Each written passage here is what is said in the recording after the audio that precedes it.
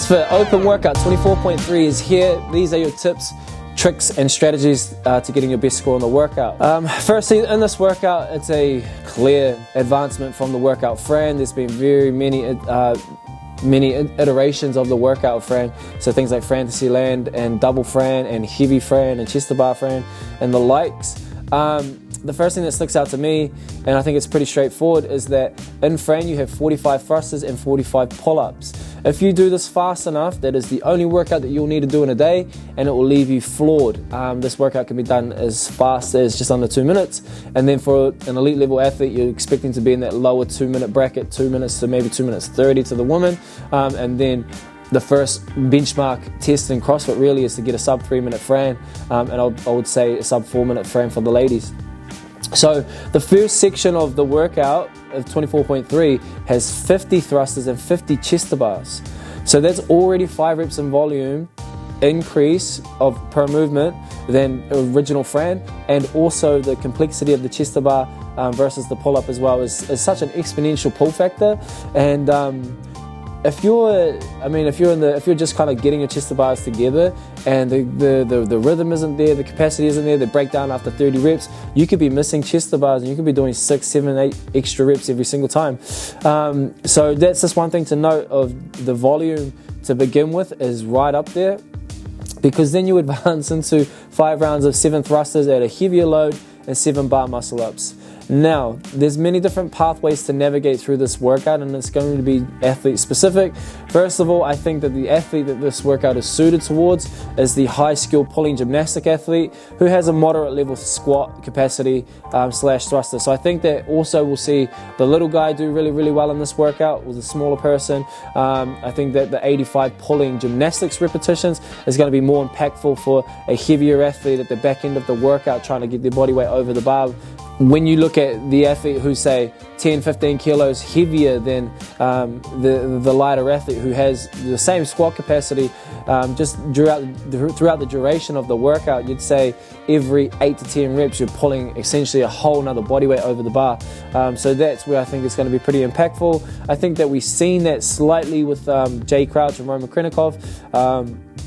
I think that there's at least a 10 kilo body weight difference there, but I also think that just based off the eye test that Roman was withheld a little bit, but I think that that's generally going to be a good score. Don't underestimate Jay, don't sleep on him. He's one of the best athletes in the world, so I think that is a top time, and I think it's just hard to see because we have the eye test still on Roman. It's not that Roman's score was bad, it's just that Jay is really, really good as well.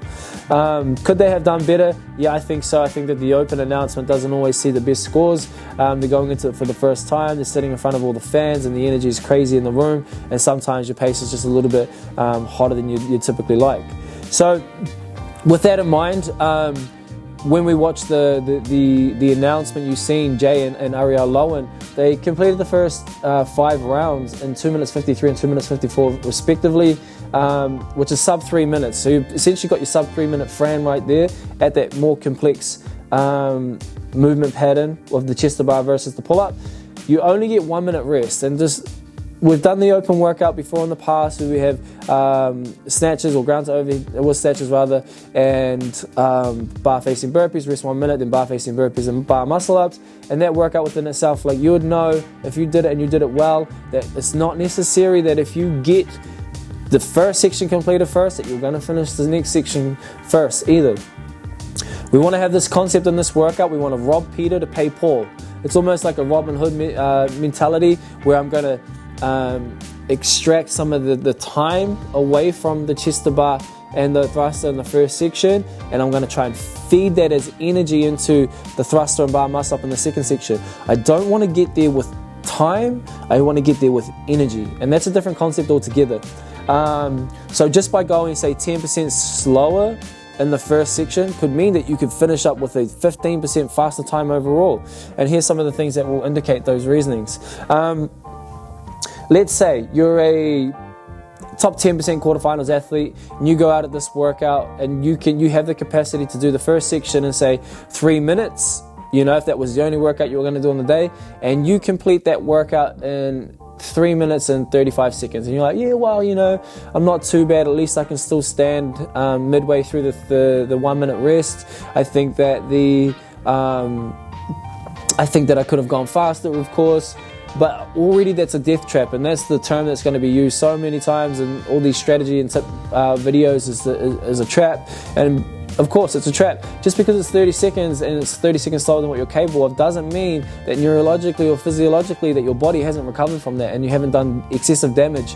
You're still in the red zone heart rate. You're not at the upper end of it, but you're definitely in there, and there's no way that that's going to come down to where you need it to be before that next minute starts. So then you get into the next round or the next section, you get through your bar muscle-ups unbroken, you have good intention of doing really well in your thrusters unbroken, you have good intentions of doing your bar muscle-ups really, really well. Males, you might go your first set unbroken. Ladies, you might do 2 sets. Cool. You get back to the barbell, you pick it up, and you're like, oh my gosh, this is not nice. And believe it or not, you still have a long ways to go in the workout. And I would say that in that 6th to 10th round, sorry, the 7th to 10th round, the last 4 rounds, you still have at least half of your time left on the clock before you're going to complete this workout. What tells me that is that when we watched the announcement go, the first section was completed in 2 minutes and 54 seconds. Then the next section was completed from Jay in just under 5 minutes. So he had at least 65-70% total time added on to that first section. So just because there's less reps does not mean that it's going to be exactly the same time or a 1-for-1 score or something like that. So your time will bleed throughout the workout. So again, you want to get there with energy. You don't want to get there necessarily with time, because you get to that barbell, the second round, you pick it up, you just get your 7th rep, you're contemplating of breaking them up, you manage to make it through. Now all of a sudden your time ticking, how do I do my muscle ups, how do I do my muscle ups? I did 1 or 2 sets prior, okay cool, I'll try for the same thing, or I might add 1 more set in. I get up and this rep was exponentially harder than any rep that I found in the workout. Okay cool, now it's a reassessment plan, I go down, I'm breathing, I have more time rest than I would like to, and now already you're thinking, shit, I'm out of control here. I'm thinking about how would have I done this differently? How can I make my way through this? Oh, my wrist is going to get worse. All of these thoughts trickle in, and how can I repeat this workout? I need to do it a different way. The other thing is that when you do it again, it feels just as bad the next time. Yeah, you might get a better time because you have muscle memory, but it never feels nice when doing a qualifying workout at the intensity that's required. So I think that go in with a strategic plan. I think less is more. Withholding yourself here, so I think that you're needing to work through the first section at like an 8 RPE, because if you get into that second round, remember this is for the top level of the quarterfinals athletes I'm talking about here, probably even borderline echelon the semi-finals athletes, is that if you fail a muscle up, now the morale goes down. Now the time frame of when do I go back up? I don't even know how many is left in the set. I don't know how many rounds are left. How am I going to excuse me, how am I going to navigate myself to finish the remainder of this workout in an appropriate manner and give myself the best score possible? So I think that the first thing is first, make sure that you are not failing reps, and the only way to ensure that policy is to make sure that you don't go too fast at the start, and then take accurate time periods of resting between reps. So that being said, let's have a few markers and tests where we should be as different level athletes. I think that the games level athletes, what we've seen here, so I've got some times. Well, first of all, what you can do is you can head to our Instagram profile, and you can see the target times per round to finish according to a games level athlete, semi-finals level athlete, top 10% and bottom 25% of the quarterfinals area, and you can see basically the times of where we want you to finish. I think that the transitions in this workout are not important whatsoever. And if you're one of those people that are rushing from bar to the rig and back and forth, you're going to set yourself up for failure. Yes, look, the outlier will be able to hold on to this, but it's not going to be for everyone. We've seen some 2 to 4 second transition times, and they really went down to about 25 seconds. So I think that if you are nice and smooth and controlled, yes, you can go unbroken on the thrusters in the first section, or even both. You can go unbroken on the chest to bars for sure, but just take a disciplined 8 to 10 second break before doing either, and going back and forth with a nice little controlled heart rate, and that might even push out to 12 and 15 seconds. Don't be stressed out about trying to get your best time in the first section. And then every single time you get into that from the second section of bar muscle up round, you're going just to need to get up to the bar to kind of assess where they're at. it's going to be a play eyes up or heads up as you go through the workout. You might have a plan, but just be prepared for your plan to change into plan B and have a plan C. So I think that if they really get out of control, say the bar muscle ups, for example, which I think will be the most difficult part in terms of keeping the reps unbroken, or at least to the rep scheme that you would like, I think just take a blanket 30-second rest and then go again. There's no harm in just trying to recover in that portion, and then maybe the next round is less rest than that one before. It doesn't mean that it'll be 30 seconds, 35 in the next set, 30, 40 seconds or whatever. You can go a longer one, recover a lot more, and then bring them back down. And I think even, just as a mention on that, Jay's transitioning from round 8 to 9 completion time, around 1 minute 22 seconds, and then his completion time in the final round was 59 seconds. So you know that when you're in the final round, okay, cool, I'm here, I can go for it, but it's not a wise decision to do that any sooner than it needs to be done. A quarterfinals athlete or even a semifinals athlete, again, yeah, I would focus on going unbroken thruster, unbroken chest to bar, but I would definitely take my time between the two movements, and then I'm looking at being quite fresh from when I get to the bar muscle up section or the second round, and I would probably be looking at completing that first section in around 3.5 minutes to allow myself to have a really good crack in the final section. And in the final round, I will be doing all my barbell thrusters unbroken again, and then I'll be looking at breaking my muscle ups depending on who I am and how well they go for me. If this is a generally good workout for you, you would hold on for at least 3-4 rounds unbroken bar muscle ups. Maybe this is a moderate workout for you, you'd go 1-2 rounds unbroken and then break them up, and then it's not a bad idea just to break them up 4 and 3 from the start, and it's potentially 3-2-2, something like that, and just navigate your way through it.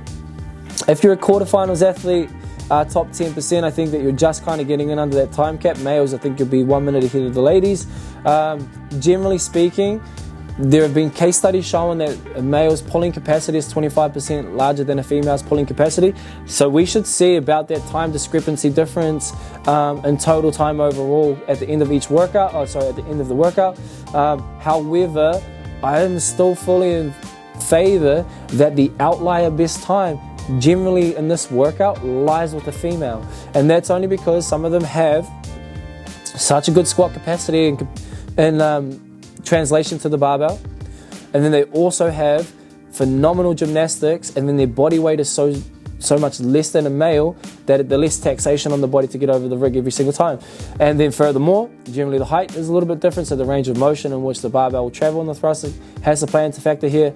However, I think that you will see a couple of females be up at that echelon, and then the rest of them will kind of be behind that top 4-5% of the top end males. So that's how that generally works, and if you go back and look at historic data here, you'll see the same things. If you're in that bottom 25% of the quarterfinals bracket looking to make it into the quarterfinals, my expectation is that you do not finish this workout, and I wouldn't be trying to either. If you're trying to, I don't think you're going to land on the best score appropriate. I think that the top 25% for this workout is going to be different for males and females. I think that the males, you're going to complete 2 rounds of the thruster bar muscle up, and you will get potentially some thrusters, maybe bar muscle ups in the 3rd round. I don't think that there's a 4th and a 5th round for you there. The ladies, I think that you'll get 1 round plus muscle ups, potentially 1 thruster set again, plus some more muscle ups in the 2nd round. I don't think that you make it for 3rd round forward. So with that in mind, I'm not trying to get there with 8 minutes of my clock to do that portion of the workout. I'm trying to get there so I make sure that all of my muscle ups are intact and I gain every single one that I attempt to do. Of course, for 7 reps, you're probably going to be doing 3 to 4 sets of those as well. So don't be afraid when that happens. I think that it's just important navigating your way through the first section of the workout is of high priority. And so what I would be looking at doing is I will be looking at doing a system of either thruster EMOM, chest to bar EMOM, and just completing them in within the minute, or condensing them down into I will get both of those sections done. So my thruster and EMOM, and chest to bar combined in a 2-minute section, 2-minute section, 2-minute section, 2-minute section for 5 sets. Or if I'm a little bit better than that, I might just condense it down to a 1 minute 55 or 1 minute 53 or 1 minute 50, and just give myself the little split times if I think that I'm going to be further ahead than that, which will leave yourself with about 4 to 5 minutes left in the back end, which is plenty of time to get the reps that are needed to get to that score. And again, it will have the energy reserves that you are required to have to make sure that you are nailing every single muscle up that you're attempting. Hopefully that's some information there for you that's valuable. No wasted reps, and just don't be afraid to rest earlier than you would probably hope to do. Just because someone else is moving doesn't mean you have to either.